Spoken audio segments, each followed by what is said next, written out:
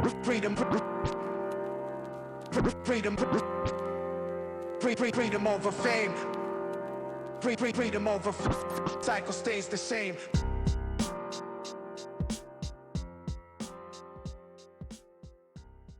Hi, guys. Welcome to the Band Together podcast, where we delve into the ultra controversial world of book banning in America / the world. I'm one of your hosts, Gina Macrina. And I'm your co-host, Adri. In each episode, we're going to be exploring the stories behind banned books, the reason behind their censorship, and the impact on intellectual freedom. So for our very first episode today, we're going to kick off our book journey together by examining the truly iconic, of course we had to start here, the truly iconic work of The Diary of a Young Girl by Anne Frank. This ultra powerful memoir has faced more than its fair share of challenges throughout history, and our aim is to unravel the complexities surrounded its banning. I guess we can start by how the podcast came about, right? Yeah, let's give them a brief little intro to that. So for me, I've always been a big reader, and You have. I have. It's crazy the world we live in, where I mean, the Diary of Anne Frank was first banned in it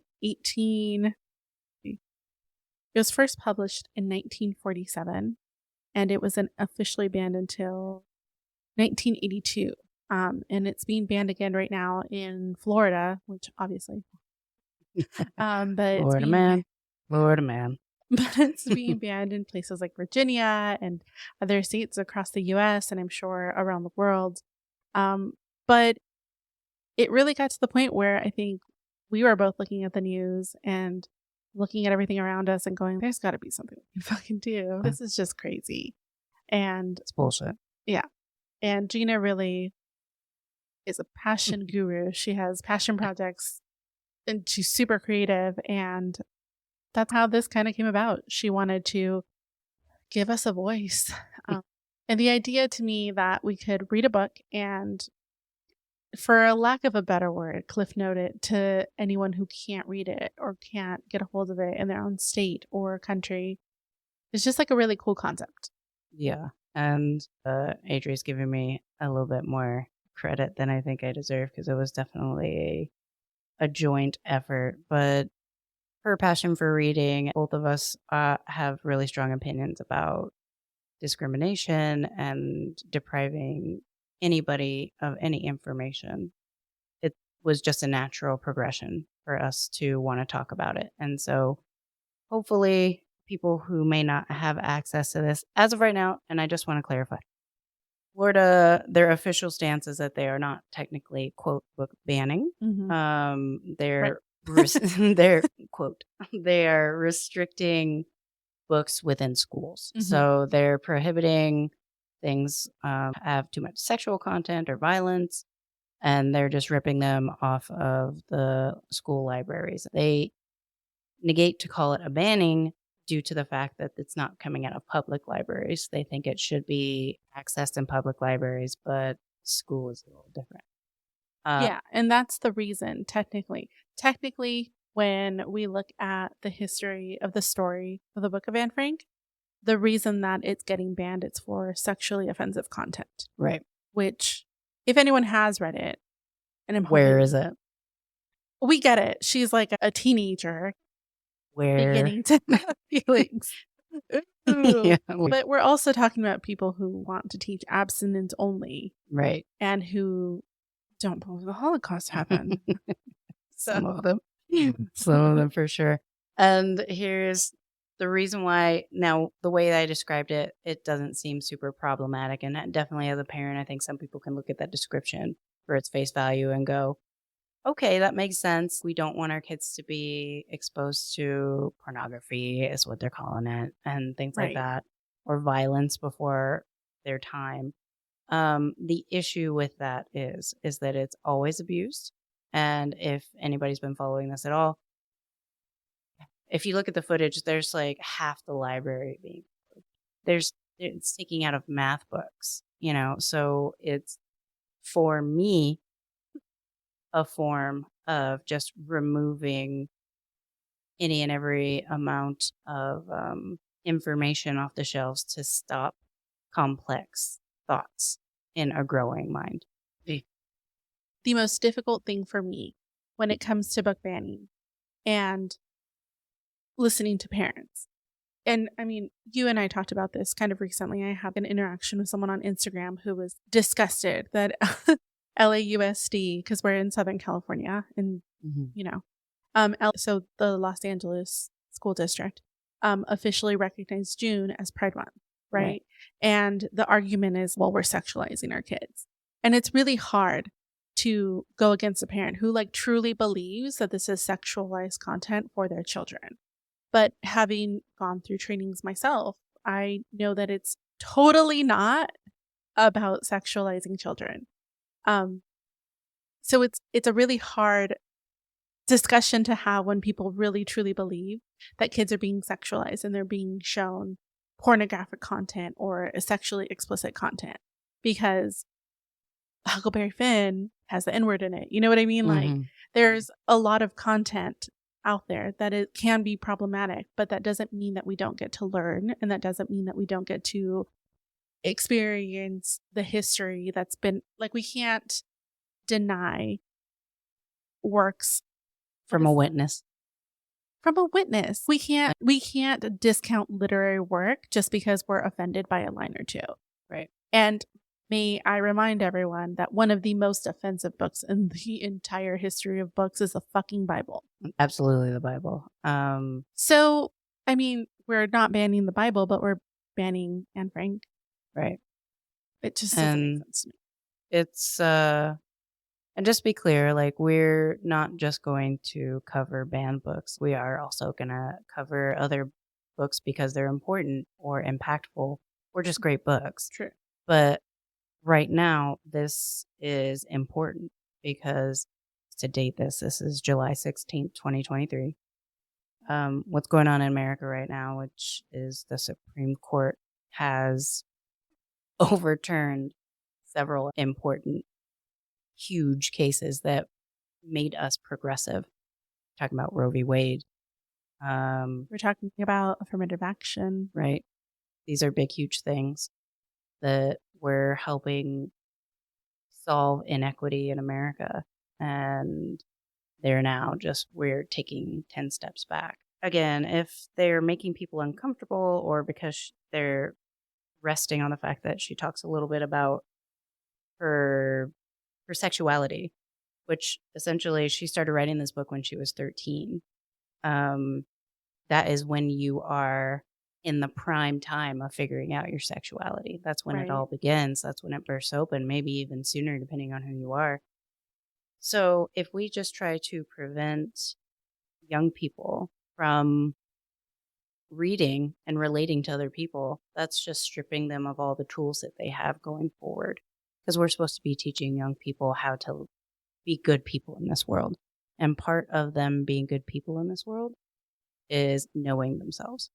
And a part of knowing yourself is knowing your sexuality, is what it is.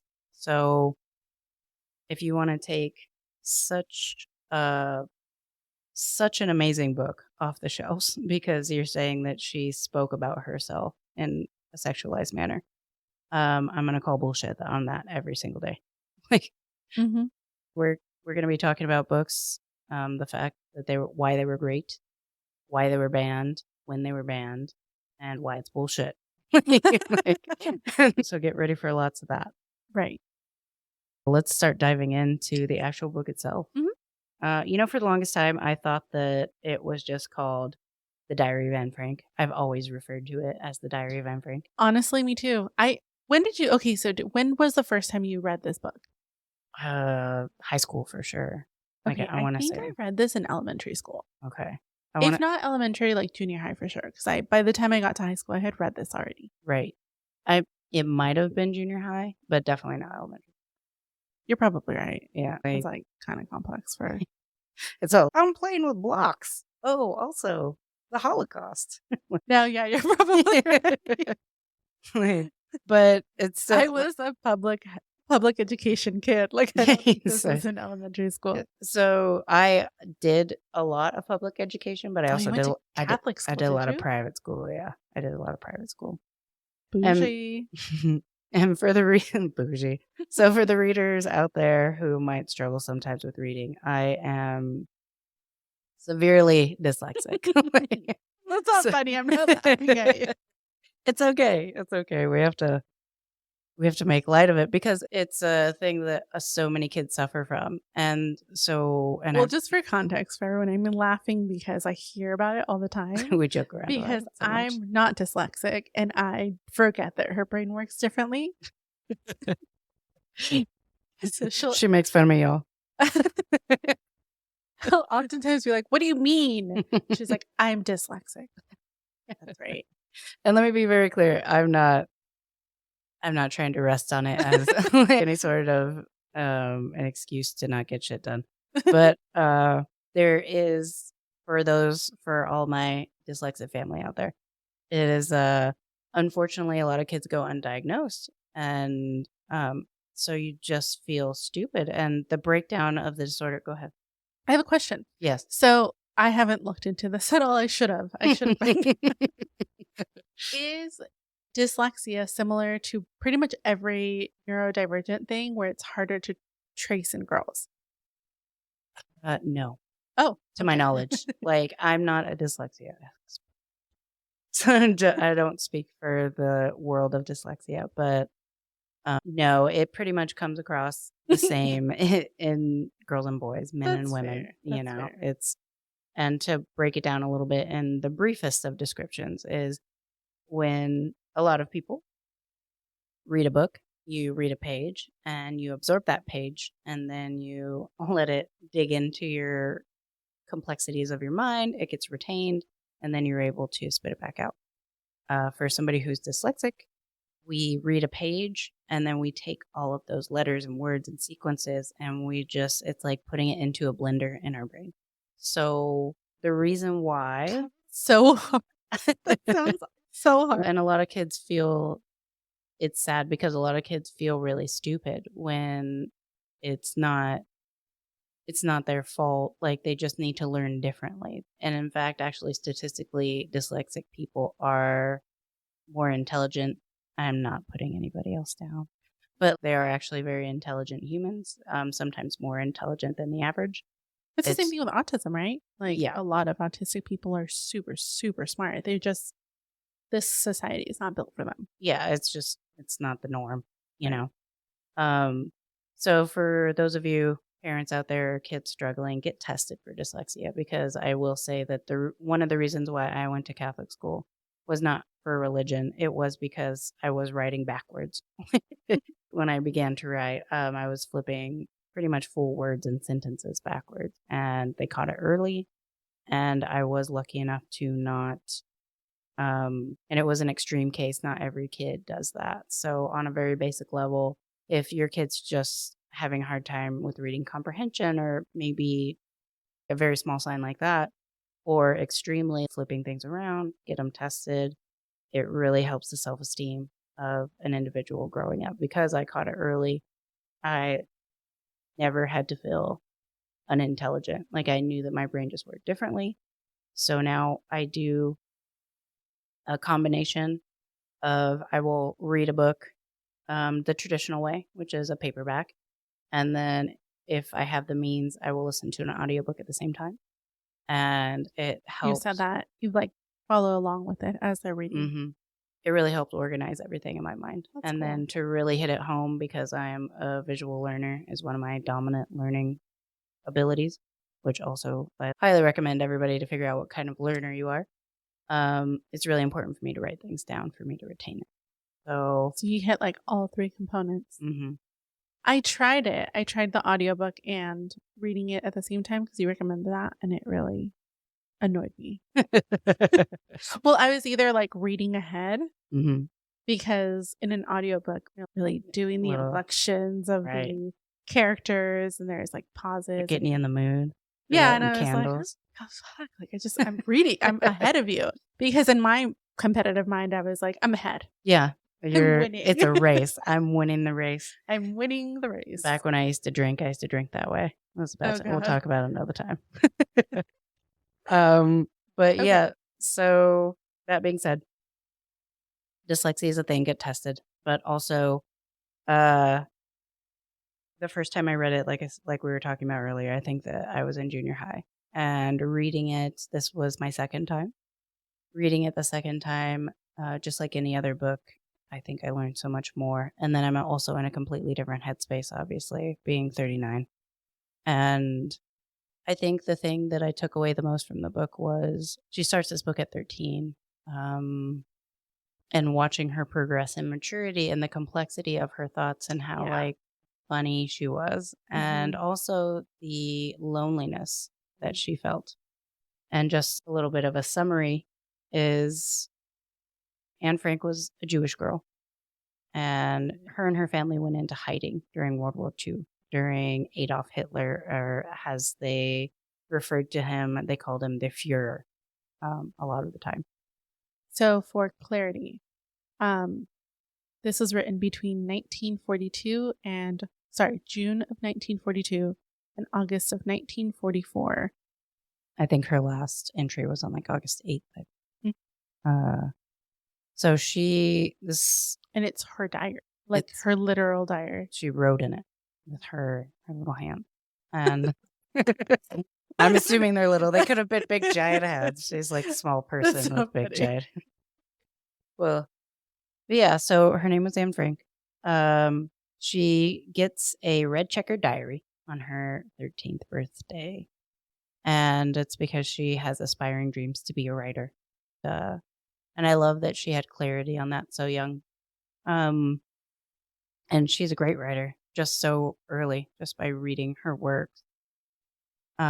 She goes into hiding, and the Frank family had been preparing to go into hiding for over a year, I believe. Yeah. So they hid behind a hidden door and behind a bookcase. And next to her father's job, his name was Otto Frank. They basically set a date.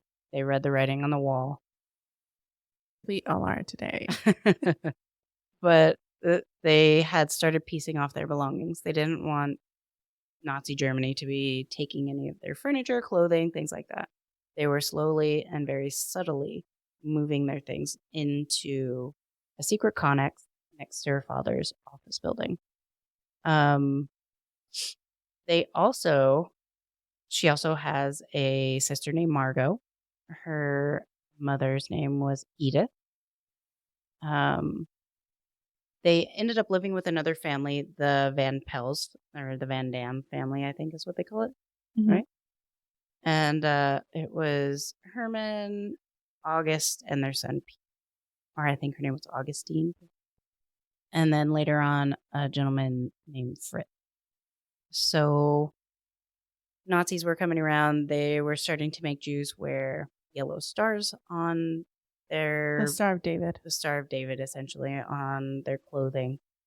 They were citing them. They slowly started taking away their right, which, again, writing on the wall is similarly happening in America right now. But they were slowly taking away their rights. They couldn't go into certain places. They couldn't wear certain things. They couldn't drive. They couldn't go out and play. They couldn't go to school. So an excerpt from the book says, Anne describes all of this in a matter-of-fact kind of way. She says, Jews must hand in their bicycles. Jews are banned from trains. They're forbidden to drive. Jews are not only allowed to do their shopping between 3 and 5 o'clock, and then only in shops which bear the place card, Jew shop, and so on. Mm-hmm. Basically, what Adolf Hitler was doing at this time is little by little taking away these rights of these people to make them a subculture, subhuman. And if you do it all at once, it becomes a big deal. But if you do it little by little, it's so much easier to sneak in the back door. It's the story of the frog in water. Yeah. You put him in boiling water, he's going to jump out. You put him in warm water and turn up the heat slowly, he'll boil alive. Right. And that's exactly what Adolf Hitler did. So the day comes where they know they have to go in hiding. That's right. The family goes into hiding suddenly because Anne's older sister, Margot, has been summoned by the Nazis to be sent to the concentration camps. Right. So it became a necessity. Mm. They pretended like they had run away, because then they would go like looking for them. And I think it was an incredibly intelligent thing what they did. Yeah. They made it 2 years. They Yeah. made it 2 years in a Connex, indoors, not going outside But it's because they were preparing for this. for a long time.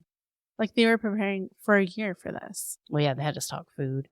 They had to stock food. I mean, like, when they had to go suddenly, but they were preparing. Mm-hmm. Kind of like we're preparing to get our passports. But, you know. We are. I'm not comparing myself to Anne Frank. No. I want to be really clear. No, but it is as a part of the LGBTQ community, Right. plus Women.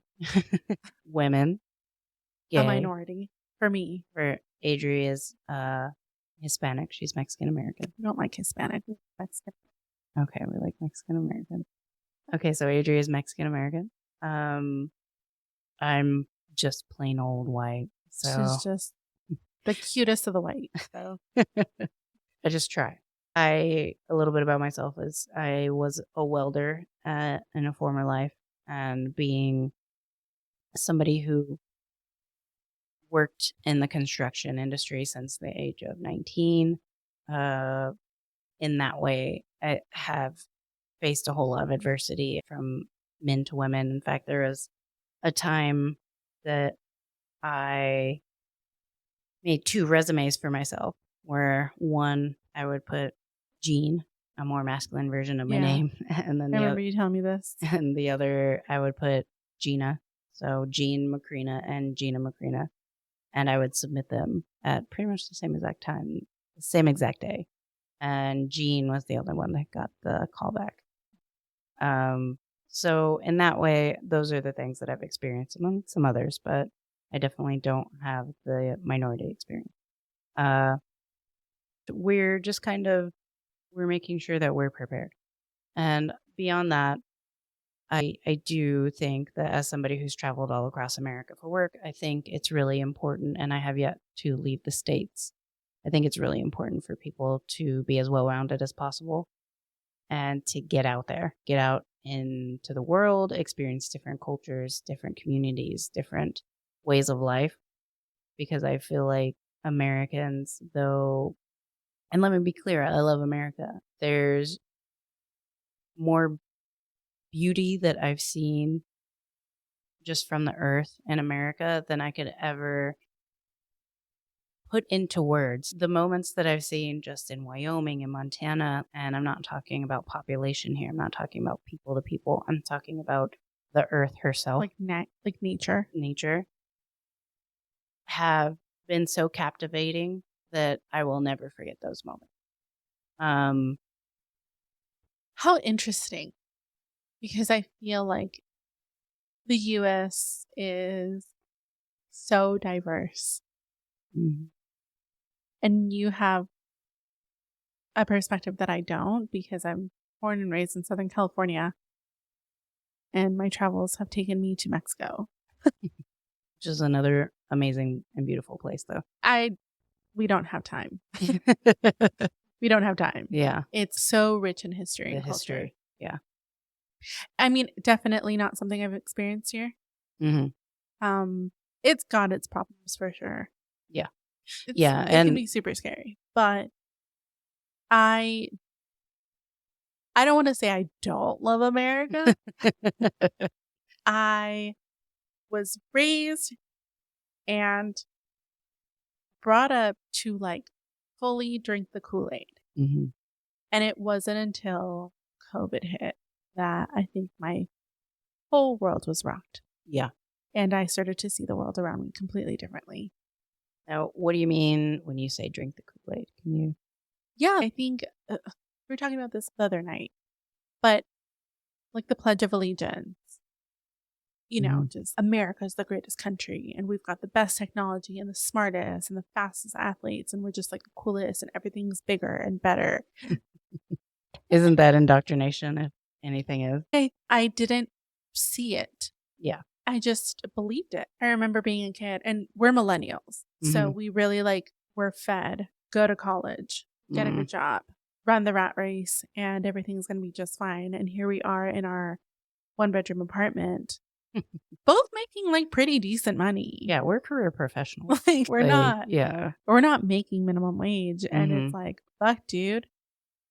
Yeah. Like we probably could have bought something 2 years ago, like a house. Yeah, I would say so. I definitely think so.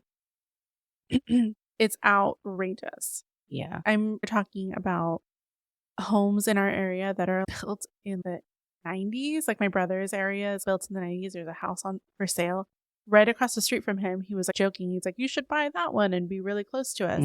I looked it up. It's $799,000. Right. It's in Pomona, California. Which for those of you who are not from the area was once it's all right. The point of it was once very booming and there's just not a lot of money in it anymore. And so it's not exactly at its glory. It has a high rate of right. And for that to be close to $1 million, we're not in LA County. We're outside of LA County, which essentially is supposed to be motivation for a more reasonable living space. Right. We're like in the suburbs, but it's totally undoable. I mean, we can elaborate. We all know it. It's just not a livable place to be. I know a lot of the arguments out there are that the outside of the cities are a little bit more reasonable, but when we're sitting here in an economic climate of the biggest transfer of wealth that we've seen in our generation due to COVID, and we all know that corporations aren't going to turn back the hands of time. They're not going to be like, oh, well, COVID's over. Let's go back to our other, our 8 billion less profit margin. You know what's crazy is when COVID happened, I remember kind of collectively thinking I was terrified and I didn't want to go outside, but also at the same time, I had been living my life in a way that was so exhausting. My job, my just habits, my consumerism, like all of it was just really completely draining me. You were a number. Totally. You're in the system, the matrix. And then COVID happened and I got really lucky. I was in a safe-ish environment. Story for another day. But I was safe. I was in a safe enough environment where I didn't really have to worry about I didn't lose my job. I got to work from home for a little bit and I was comfortable.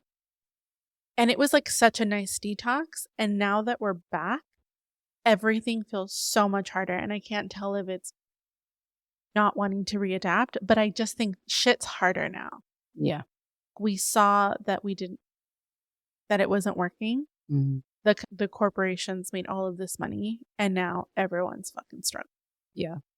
Well, inflation's at an all-time high. Dude.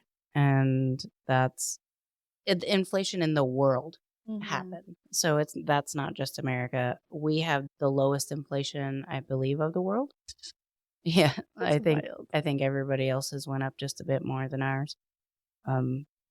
Yeah, after COVID, I think we all talk about it, we all know it, but this world is a different place. Energetically, physically, monetarily, spiritually, emotionally. This place is different. Corporations are never going to go back. They are a money machine. They are never going to go backwards in time as far as their money goes. So now we're in a situation, again, not saying you can love America while also knowing it has room to grow. So I don't hate this country. Right. I grew up to believe it. You know what it feels like? It feels like growing up to think your parents are the coolest, the strongest, the fastest, the everything. Accurate. And then you look around and they're actually a punk ass bitch. It's when the glass ceiling breaks and you realize your parent is just a struggling human. Just a struggling, like we're just a struggling country. Yeah. We're just a struggling country has our priorities all fucked up. We're also still very young. This is a very young country. And so I think that if we just go into it with blind pride, like, oh, We had, America. that's the thing. We had so much pride and arrogance. Mhm. Now looking back, I'm like, dude, we really just thought we were the biggest, baddest, and we were just flexing in our 20s. Well, and we were like 24, thinking that we were We were untouchable, 24 right? and promoting, fucking deadlifting. Yeah. We put toxins in our food that We put cause toxins cancer. in everything. Yeah. I was reading the other day that. Are we even talking about this book? Yeah. Well, We're just hanging out. Yeah, this is a part of the book. This is a part of the issue, is that in Nazi Germany at this time, Smooth. in Nazi Germany at this time, a lot of the same things were going on. Right. And so the reason why we're gearing up, getting our passports, and we are planning on moving out of the country for at least a couple of years, Right. is because, one, we think that big things are going down here, and we want to make sure that we're safe. Two, it's just good for our own growth to get out there and see what other countries are doing. Yeah, Gina's traveled around the whole the whole U.S. Yeah, and I've been in Mexico, and I'm not saying that I obviously think Mexico is beautiful and rich, but I want to see the rest of the world. I want to see, because I know we're not the best, and I just want to experience it.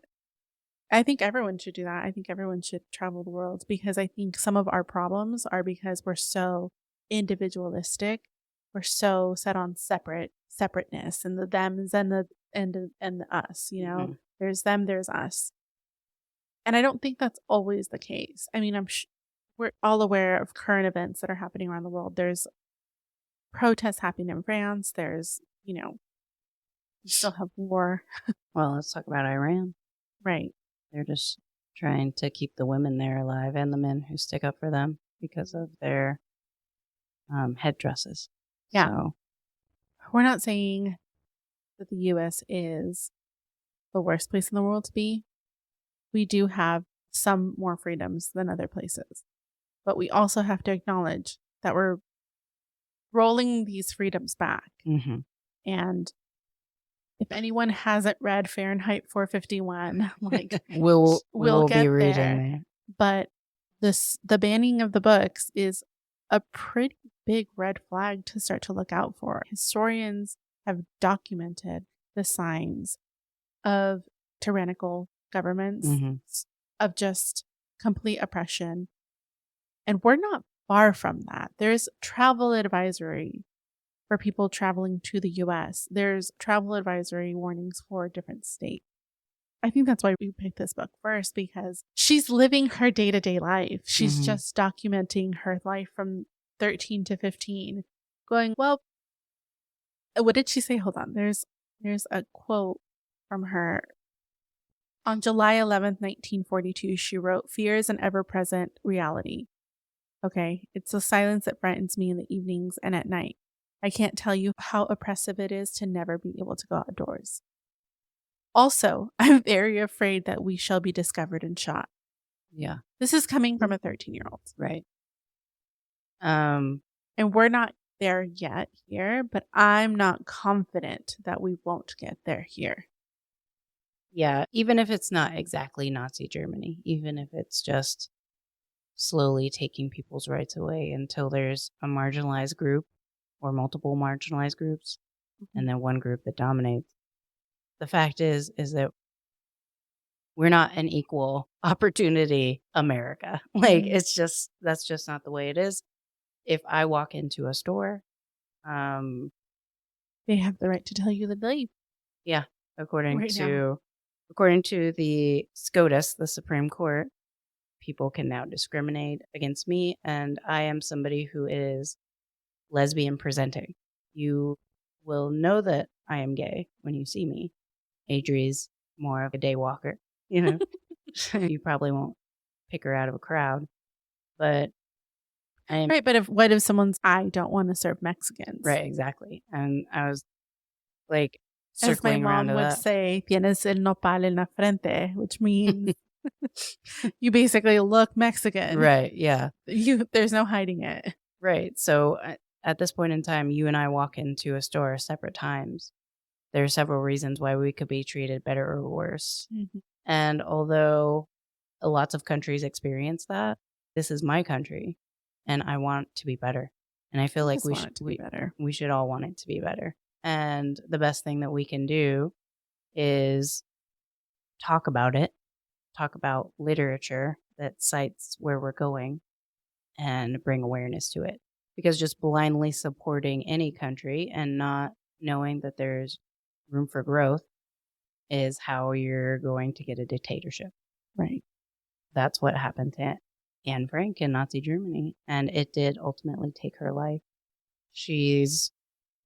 They go into the Connex, everything's kind of scooting along. Annex. Is it the Annex? Annex. So they go into the Annex and they start living their life there. They're not allowed to leave. They do have people helping them. I believe one of the women's name, her name Meep. So there are people still helping them out, giving them food in secret. But they're just trying to wait out this war until the Nazis are. It was risky, right? Because they're waiting out this war, hoping that the other side wins. Like they're hoping that Nazi Germany does not win, and they had to risk their lives on it.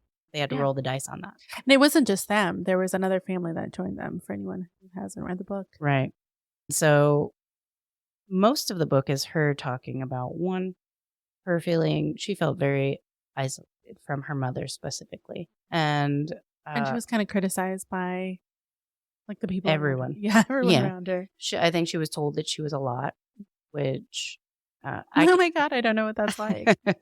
I know that you can relate to that. In certain ways, I can relate to that. But the fact that she's just talking, it's just so relatable in general because everybody has felt that time of loneliness. Maybe not from their family, but we've all felt alone. I personally have felt very severed from my family most of my life. I do love them so much, but I don't relate to them. So while I'm reading her words, it just was so healing to think that there was somebody else out there who had this pretty healthy family structure. Her dad was a really solid guy. Yeah. Her mom. He does a lot to keep them busy.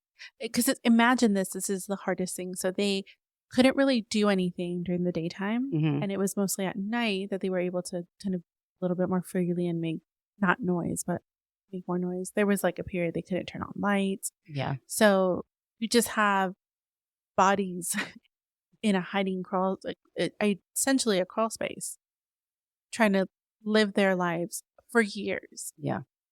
And she could go up to, there was like a attic area, so she could kind of see what was going on outside in that way, having one little window where you could see people walking by, and that's how you know what's going on. Yeah. And you have to wait for people who are helping you to come tell you the news, and being scared every single day that somebody's going to figure out where you're at, go take you off and essentially murder your family. Right.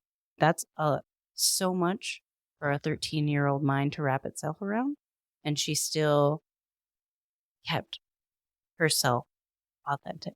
And I know it's hard not to be authentic in your journal, but she just seemed like a treat to the world.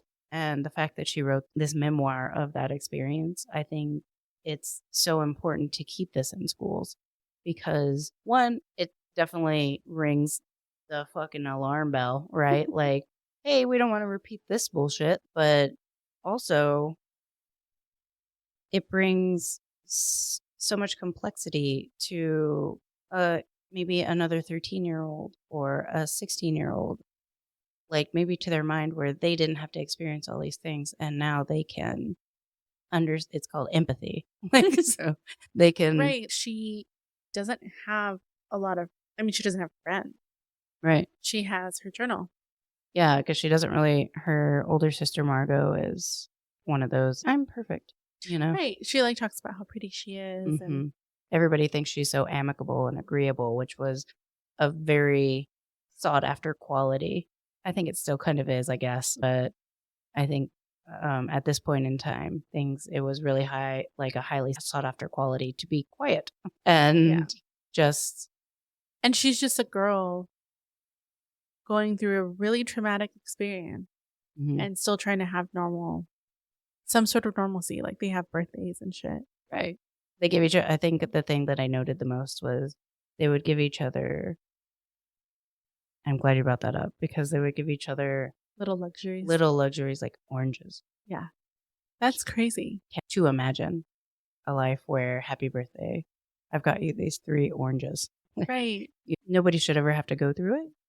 And And the fact that people deny that it happened. it's such a slap in the face to the people who are still alive. Because if you don't know, especially again, I'm going to say this again, we're in Southern California. You can drive 30 miles into LA and still meet Holocaust survivors at the Holocaust Museum Mm-hmm. who will tell you what they went through. I dated someone whose grandfather survived the Holocaust. Mm-hmm. His parents were born in Panama because they had to flee. Right. You know, thousands, like hundreds of thousands of people have walked Auschwitz. There's no denying that this happened. Yeah. And it's just such a Millions, probably. it's a mind-numbing concept to take time out of your day to go against facts, artifacts, people's Memories. That's the ultimate gaslight. Imagine. Right? Nah, you didn't do that. You didn't go to a concentration camp. Oh, you got that tattoo because you want to do. You like that 5789001? That's what we all want, right? That was trending in 2002. It's just so crazy. It's such a slap in the face. And the Jewish community, they're such delightful people. And through this book, I can definitely see how strong they are. You know what I mean? Because she's going through all this. And I guess we could just, some people would call it being naive. But to me, she just has such a strong, defined character so young. She was such a personality. Mm-hmm. She was funny. She was intuitive. She was feisty. She was feisty. She was quick-witted. Mm-hmm. Like what was that lady's name that like basically was like, if you were my daughter, and she turns around, she goes, Miss Van Dam. Yeah, and she goes, thank God I'm not. Yeah. This is in a closed, confined space where you probably want to keep your friends if you've got them. Right. But she was like, fuck it. Well, she was often the most hated person in the annex. Often. Yeah. And just being that and not conforming is such a brave soul. Because I feel like we have so much support online now. Well, you can find everything. You can find hate and you can find support. You can find a community anywhere. Mm-hmm. When you've got outlets like TikTok, when you've got, I mean, I don't like to promote like Instagram and Facebook, but if that's your thing, you've got Reddits, you've got blogs, you've got vlogs, you've got YouTubes. If you need a community, you can find one. Mm-hmm. But this is back in a time where if you were yourself and people around you didn't like you, you didn't have a community. There was no internet. Yeah. You better hope you had some friends. Right. And if you didn't, you were on your own. So being authentically yourself was such, to me, an admirable quality at this point in time. It's paramount to the person that she was. Like I said, her dad, Otto, was always super supportive of her. He was like her hero in a sense. She always felt pretty estranged to her mom, but the most interesting thing going through this was her reflecting 2 years later, basically looking at herself in an honest light, going like, I wish I could cite the chapter specifically, but there was one chapter where she's writing in the book and she's reflecting on how she may have thrust these hardships on herself. You know, that's so mature. That's so a quality that most 50-year-olds can't straddle and get a hold of, you know? So when I was reading that, I was like, blows my mind. Yeah, because you're right. I read this when I was debating there in junior high or high school. And reading it again in my 30s, it's just so sad.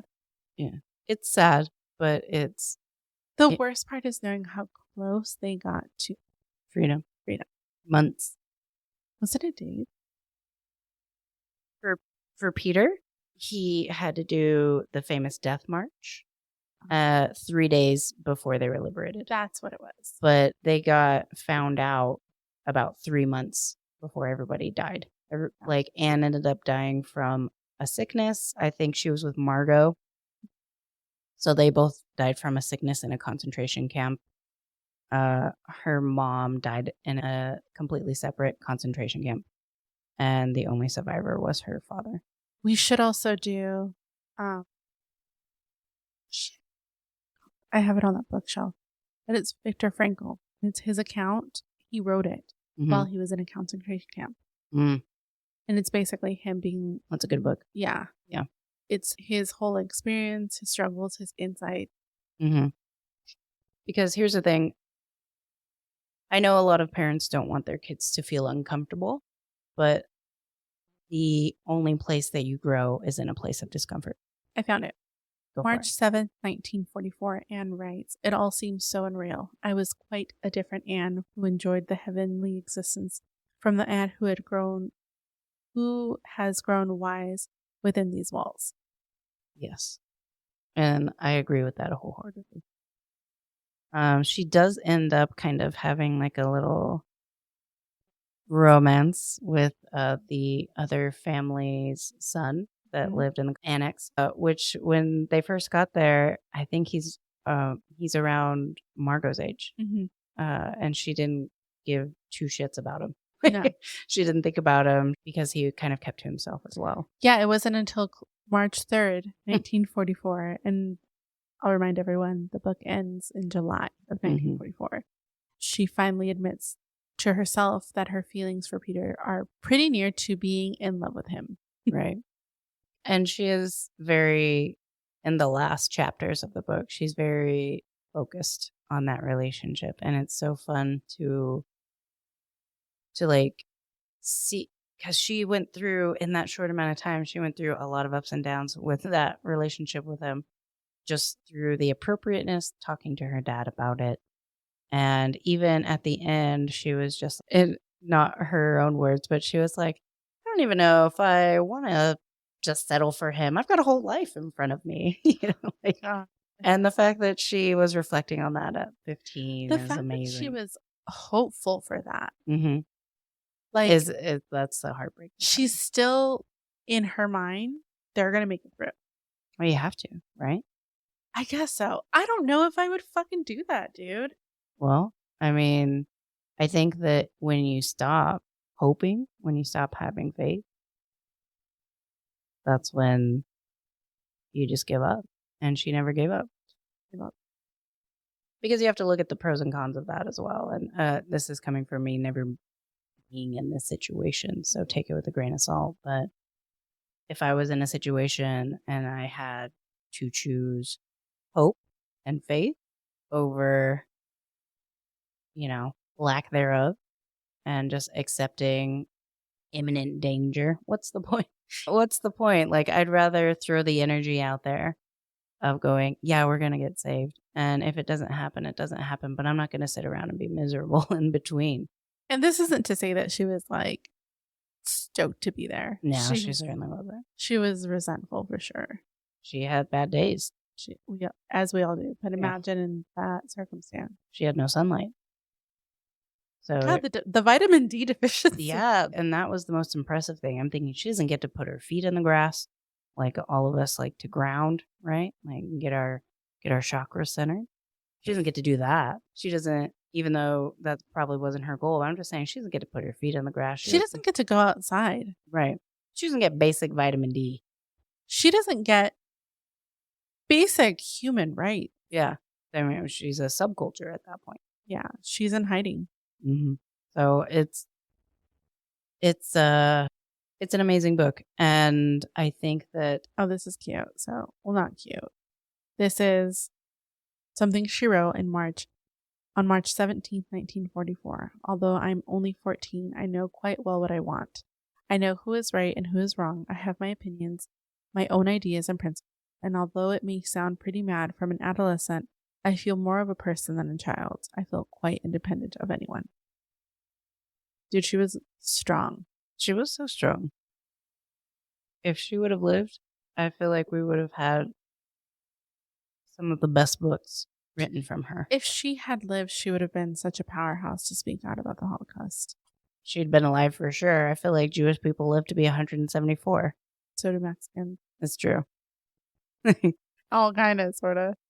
Well, it depends on lots of factors, but for the Yeah. most part, we know that there's like a whole bunch of abuelas out there that are like My grandma made 127. it to, was it 98, That's crazy. 99, something like that. A whole 100 years of Yeah, life. just short of 100 she Wow. was.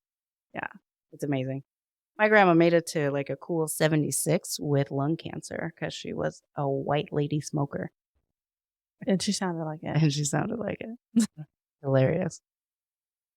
This book, like, and that's kind of giving you the long and the short of the book as far as like the breakdown of it.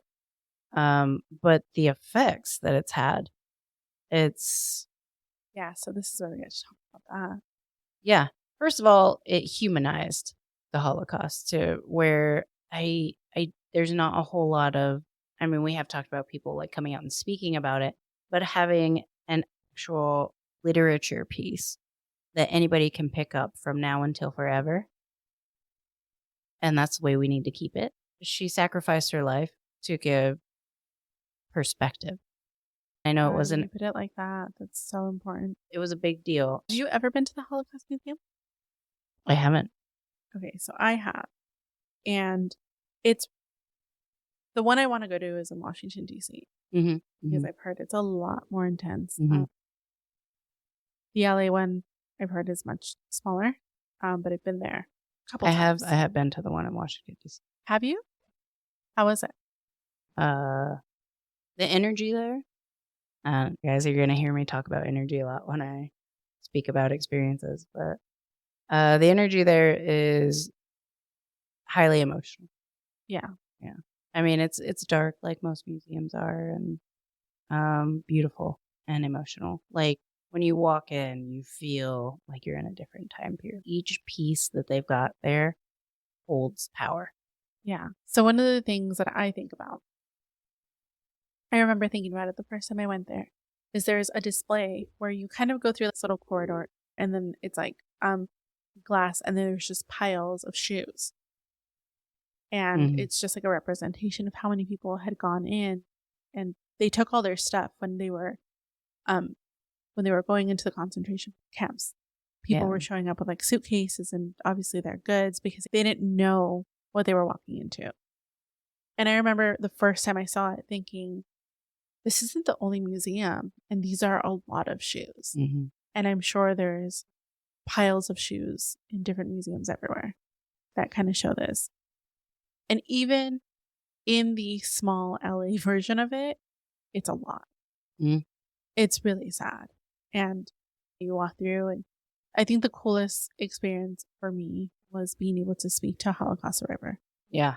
And at the very That's beginning, amazing. I don't know if they still do this, but at the very beginning, you kind of click this little thing, you get a card, and you follow your one person through. Mhm. And you either find out if they survived or if they died. So you're kind of How going, interesting. yeah, so you're going through the experience as like this one person, and then as you're going through check marks, you like scan it and it tells you kind of your story as they're progressing. Mhm. And at the end of it, there are some people who survive and they don't work there. I mean, I don't know if they work there. I don't know. They if probably volunteer. Yeah, I think they probably volunteer, but they were survivors, and you can go and talk to them as you follow their story.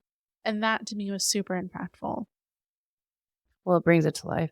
So for the people who don't live in Southern California or Washington, D.C., or can go to Auschwitz or any of the other concentration camps, this is a really good way to humanize it. 100%. It's, again, so important to teach our kids empathy and humanity. As a human, you're going to feel uncomfortable so much. Oh, and yeah, like Yeah, it's sad. it's like a really heavy. Obviously, we've read this, we've talked about this for a while before we started recording. It's a big deal. And taking this away from people to give them that experience and that openness is a crime. Because being uncomfortable is a part of the human experience. She was so young. She was so hopeful. And she deserved to live. She didn't deserve to die just because she was Jewish. No. As well as, what was it, 6 million Jews? Mm-hmm. Yeah. People with disabilities, people of the LGBTQ plus community. Yeah. Jehovah's Witness, because they had a different religion. Yeah. I mean, death finds us all, but death should not fall on us just because we're different. Like, that was a huge impact that her book had. Just bringing awareness to the Holocaust itself, because, I mean, think about it. At the time, we just talked about how hard it was to get information in general at that time period. So reading this book, somebody in America who only knew that we were over there fighting a war knew what we were fighting for after they read this book. That's something that's invaluable in the pages of history. She made a legacy for herself. And although she didn't get to go forward, the fact that she was able to make a legacy book at the age of 13 is, I think, matched by almost none. People do great things all the time, but who can say that they wrote something when they were 13 and adults still read it almost 100 years later? Yeah. So Anne's last entry on August 1st, 1944, 3 days before, 3 days before the secret annex is raided by the police and its occupants are sent to concentration camps, is one in which Anne analyzes herself and her situation. She writes, trying to find a way of becoming what I would like to be and what I could be if there weren't any other people living in the world. She's up until the very, very end, just trying to find who she is, who she's going to become in the world, and how to power through the difficult situation she's going through. Which is so admirable. I mean, if you can take anything from any person, and I know a lot of us look at strength in the very stereotypical way. If Marvel has taught us anything, it's big muscles, like physical strength, and Chris Evans. And that's how people might see strength, right? But if this 15-year-old girl can go through this completely restricting, and they were still learning in there. She was still learning new languages. They still had an educational regimen. She had to stay in a room with a grown man for 2 years who was super difficult. He was always pissing everybody off. If she was pissing people off, but he was rubbing people the wrong way, and he was kind of a selfish twat. But I don't think I've ever heard you use that word. It's a special podcast word. But yeah, it's the resilience that this young girl displayed, matched by none. It's admirable to look at this young person who's just going out in the world. She's wise beyond her years and living in an annex, keeping optimism alive, keeping hope alive in her heart, still looking to the future for future accomplishments and developing herself. That's a quality of strength that I hope that I can have one day. And that is a lesson. The reason why this book is important is that is a lesson that I would be proud to have my own child read. Now, Adrienne and I are not planning on having children, but I think it's important for kids to have the option. Yeah, so I do want to also say this. As we mentioned kind of towards the beginning, a lot of the censorship that goes around this book and a lot of the reason try to censor this book is because of sexually explicit content. By the way, this fun fact, this book has been translated into over 70 languages. Awesome. Okay, so I'm reading an excerpt from, this is co-placedigital.org. This book has been banned in several schools in the United States over the years, mostly in regards to passages that were considered sexually offensive, as well as for the tragic nature of the book, which some felt might be depressing for young readers. Not more depressing than Instagram, just saying.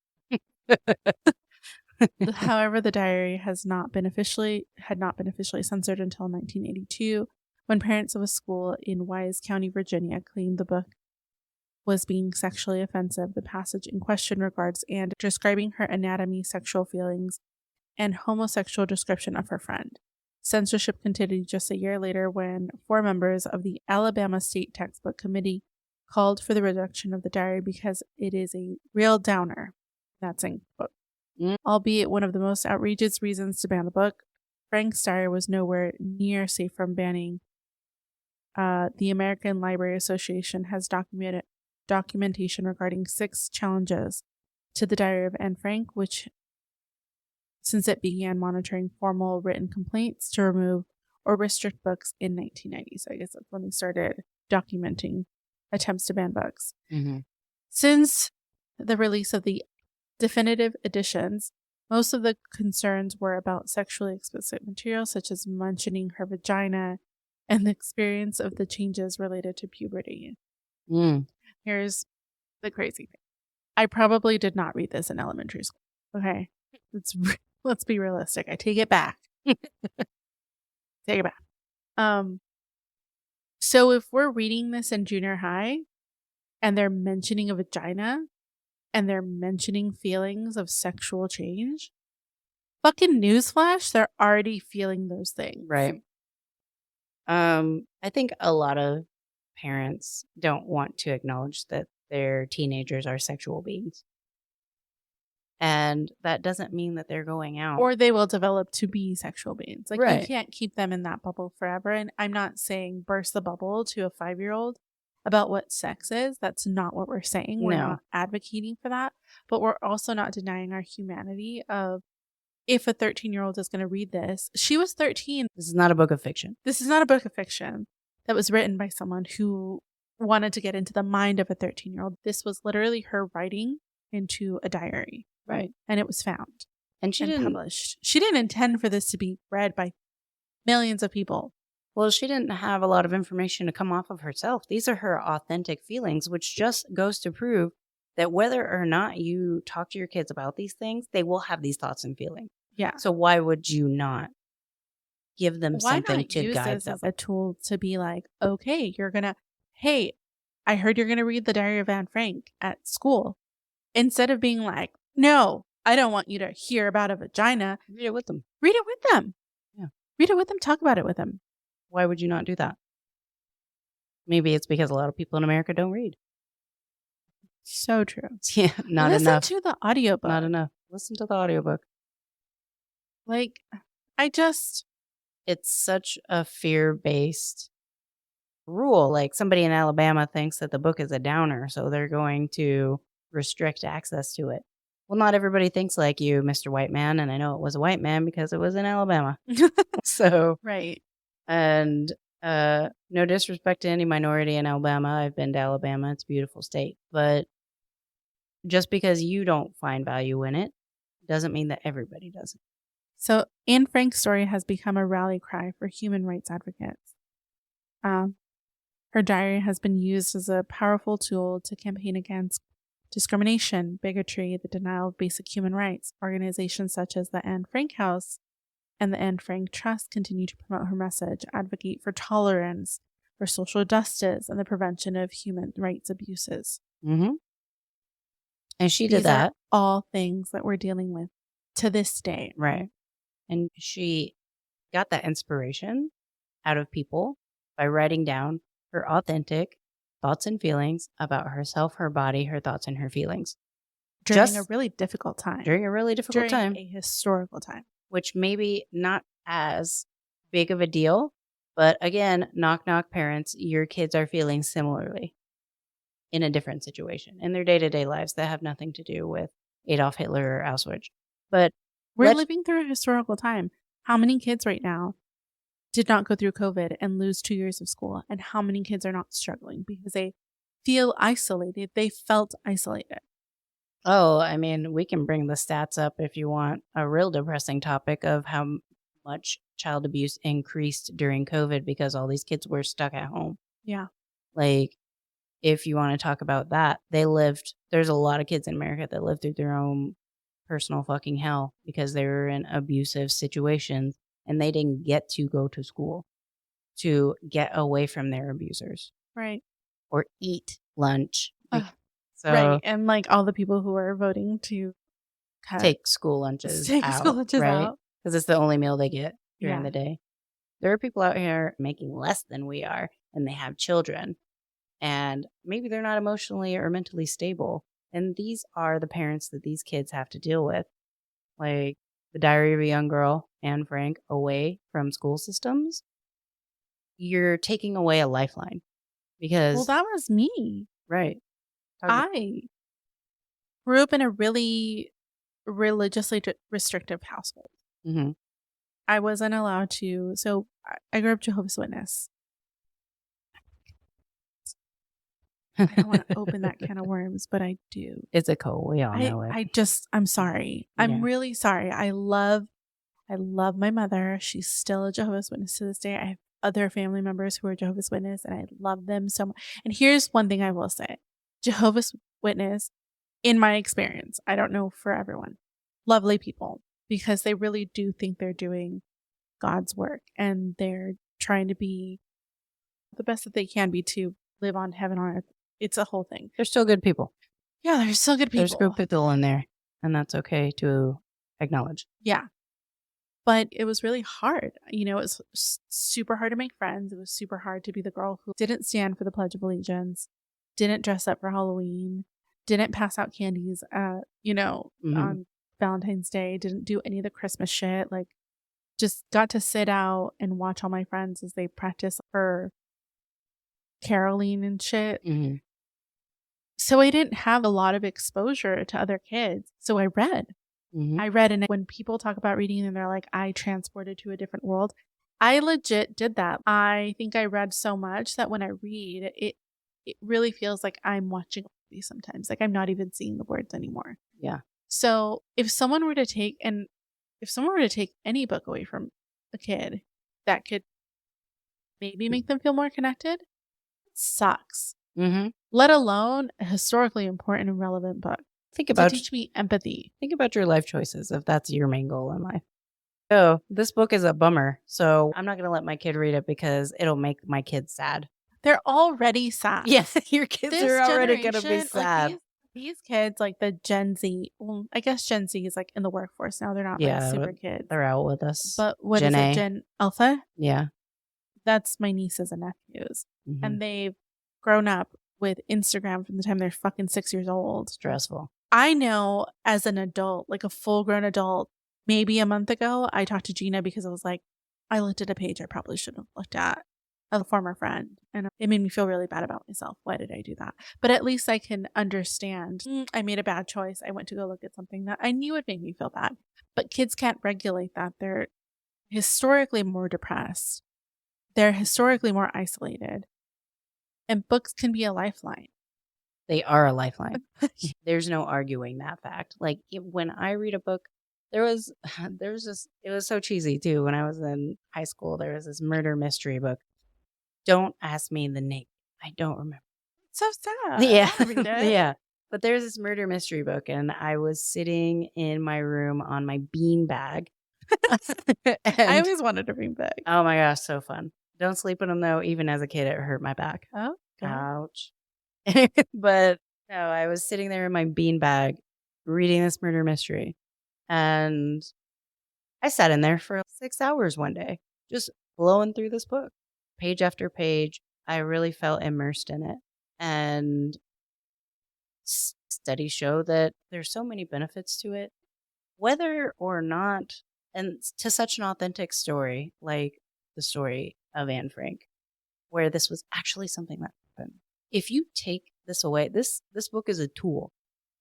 The way I look at parenthood, from the two non-parents, my perspective on parenting as a non-parent is it's our job as parents or adults, any adult in any kid's life, teach them how to move around in this world, how to accomplish things in this world, how to be a great person in this world, how to be a functioning, contributing, happy human in this world, how to mitigate sadness, how to mitigate struggle, how to be resilient, how to survive. That's our job, is to give them knowledge so that they can be the best little humans out in the world that they're going to be. And if we deny them tools, very important tools, like The Diary of a Young Girl, Anne Frank, the book, these are some of the most honest words that were ever written on paper, then you have to suspect that there's an agenda behind that action. You have to suspect that. I don't even want to get into it. I think this will make this like a 2-hour episode. But the fact that there's one political group that really like emphasizes child trafficking, and there's a new movie called Sound of Freedom, and they're like really promoting this as like a call to action, but it's created by QAnon people. Mm-hmm. I don't know. It just doesn't sit right with you. Want to protect the kids. You want to be pro-life. You want to do this. You want to do that. But you don't want to help them in foster care. You don't want to feed them at school. You want to take away lifelines like books, resources, counselors. You want to replace counselors with, what is it, pastors, chaplains? Oh, or yeah. some shit like It's like youth pastors. Right. Yeah. Like, even in a relationship, you go, trust the actions, not so much the words, right? Mm-hmm. Make it make sense to me, please. Yeah. Because it doesn't. Because they talk about one thing and they put out this fucking bullshit propaganda that they're so worried about sexual abuse and child predators when they're the biggest culprits. Like, and not the whole party itself. I'm not saying that, but I am saying that they allow churches to not be taxed. Mm-hmm. They allow they advocate for the merging of church and state. Well, the churches are supporting the politics in most cases. So they're going to advocate for those churches, and they're going to make sure that those churches can actualize the agenda that they are trying to put forth. So, and this is not new news. We all know that. But for the people who haven't really gone down this little path, my personal stance, and I have no problems talking about just about anything, but my personal stance on politics is I think that both sides are bullshit. And the fact that we have a 2-party system is ass. But Eloquent. Yeah, that's the verbiage. That's why we did this. So I'm not saying that the system is perfect in any way, shape, or form, but I am saying that the Republicans right now are pushing as hard as they can because they've lost so much. Gen Z and Gen Alpha are coming out in historical numbers supporting the Democratic Party. And again, there's problems in the Democratic Party, but the difference is with the Democratic Party, and I'm not a Democrat, but I do vote very strongly democratically because that's the only way that I can make a difference. The difference is the reason why I like the Democratic Party over the Republican Party is that we can look at each other and point out issues within our own party, and that's not a sin. Yeah, I think we just lack so much backbone. Yeah, no, if we had a Republican's confidence with a Democratic, you know what I mean? Oh my God, that's totally what it is. It's like the confidence of a Republican. Well, it's I'm blanking it. What is that? The mental ignorance is bliss. It's like the whole idea that people who are not as intelligent think that they're more intelligent than they are. Dunning-Kruger effect. The Dunning-Kruger effect. Dunning-Kruger effect. So I'm not saying that every Republican is a result of the Dunning-Kruger effect, but a lot of Republicans and conservatives have the confidence of a Dunning-Kruger human. I get it, though. No, I'm serious. I think over the last couple of years, I've grown to be more empathetic Mhm. because, you know, that guy, I should know his name. Oh my God. He's the one from The Daily Show that goes to the Trump rallies and stuff. Jordan Klepper. Love that guy. So funny. So- So quick-witted. He's so He's funny. the best. I love him so much. But Jordan Klepper has really highlighted something that I don't think anyone has done very well other than him. And he's done it with comedy and grace in some way. Amazing. And this makes me empathize with people because they so believe it and they so want to believe it. And some of them are just Blind faith. blind faith, truly. But some people, I get it. Like there were these two women, they were on a lawn. I don't remember what event they were at. And they were like, yeah, it's just like inflation is the worst and we can't buy a house and the corporations. And he was like, yeah, no, like crazy.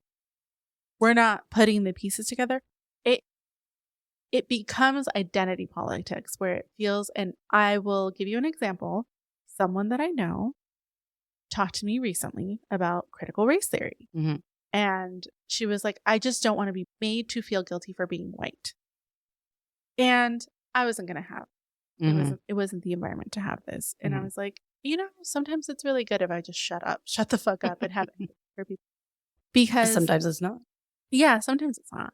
But for the first time in my life, I'm feeling some sort of empowerment as being Mexican and going, yeah, fuck you guys.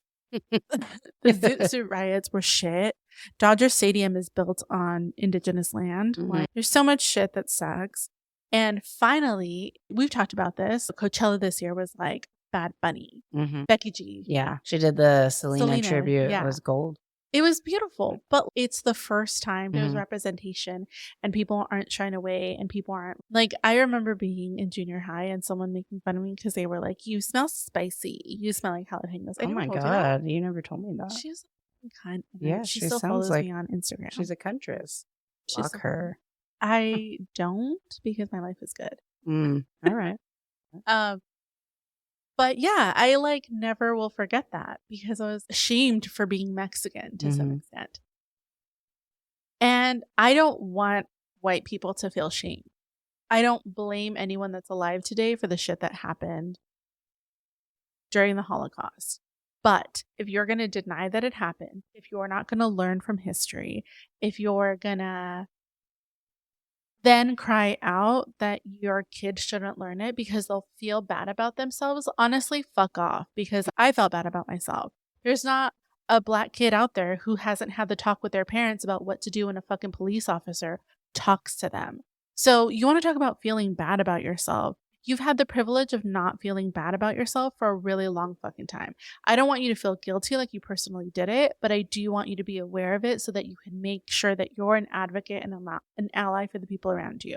And that's where these politics get mixed up because they think it's about them. Yeah. And it's not. It's about history and it's about the shit that our ancestors have done. We've got shit history in every country. So don't worry about it. It's not personally. It's about all of us getting on board going, this was wrong and we shouldn't repeat this. But people take it so fucking personally because now they're like, I'm uncomfortable for being white.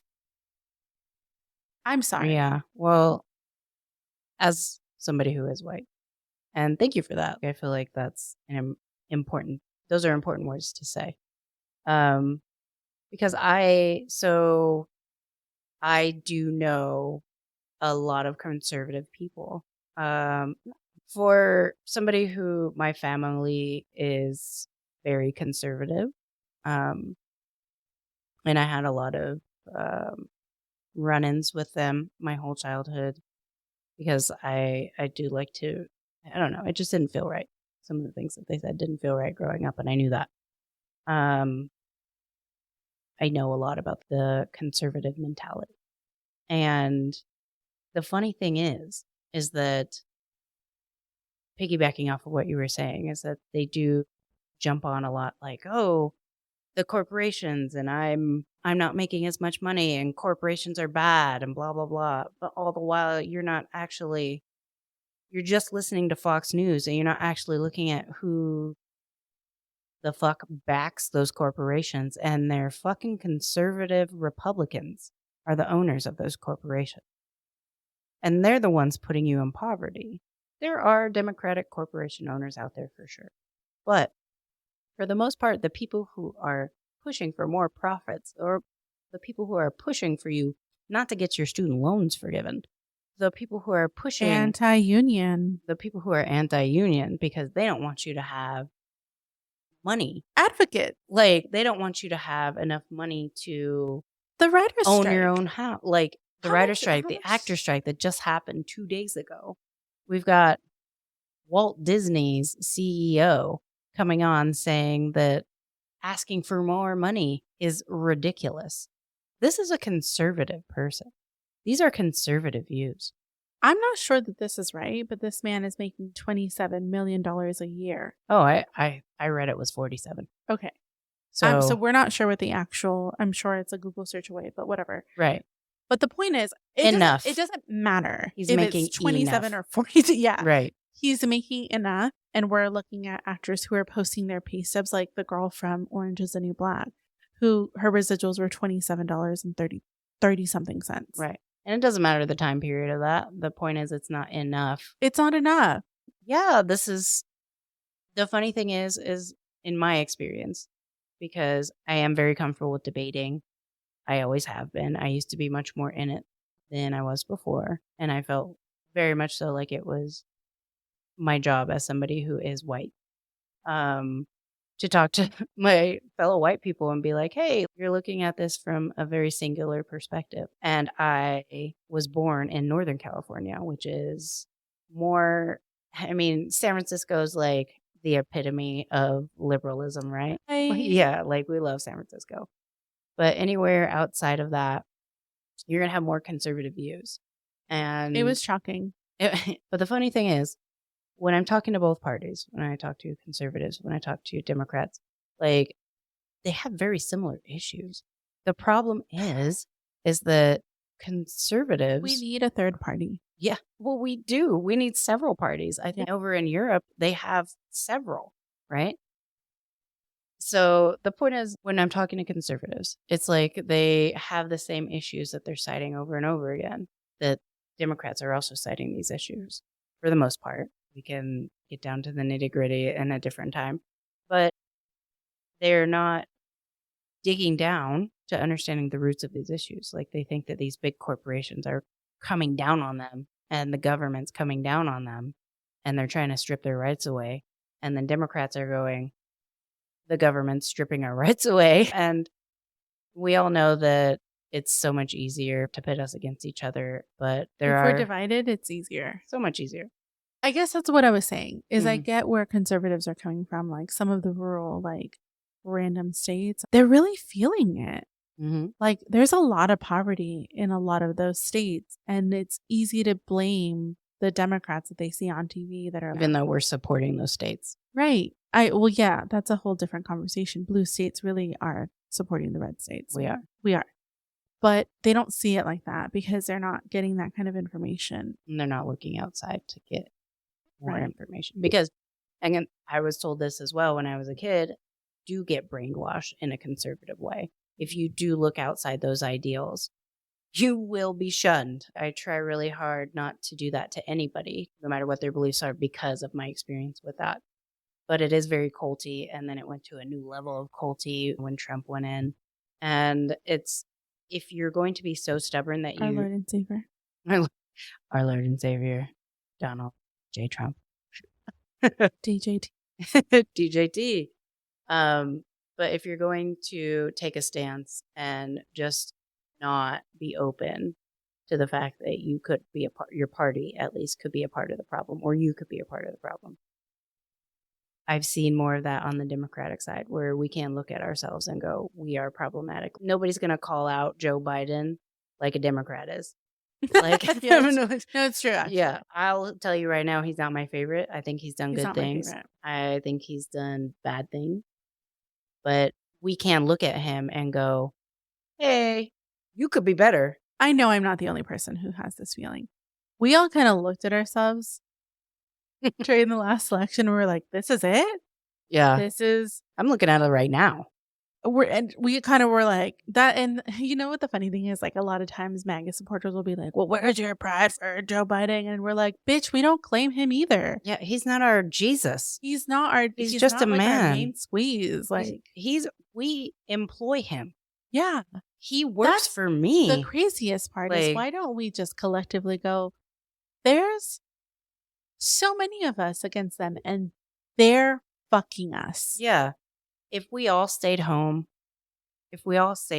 for 1 week and stopped going to work and those corporations lost their money as a collective, bet they would start listening. But we're divided, so they don't give a shit. But anyway, this was a great first. We went on several tangents. We went on many tangents. If you're still here, thank you so much for being here with us. We really appreciate it. My hope, my intention, my call to the universe is that this ends up being a place where people can come and feel like they have friends and allies with them and know that they're not alone. And in the process, we learn some stuff about some books and we create hopefully a space where people who don't have access to books can come and listen a little bit about what the content is and why it's so controversial. And for the people who do have access to those books, even if they haven't read them or even if they have, they know that they have a friend here. Yeah. You're if you're feeling alone, if you're feeling like you just want to listen to something while you're working, if your friends are bugging, if your family's bugging, If you have anxiety, if you don't have it, if you have dyslexia, if you have ADD, if you're working on wanting to expand your literary knowledge, whatever it is, if you don't want to be alone, that's what we're doing here. And books are a great way to change the world. So hang out with us and we'll talk more about our next book is going to be Not All Boys Are Blue. And we are going to attempt to upload a new episode every 2 weeks. So it gives people time to read just as it gives us. Just come hang out with us.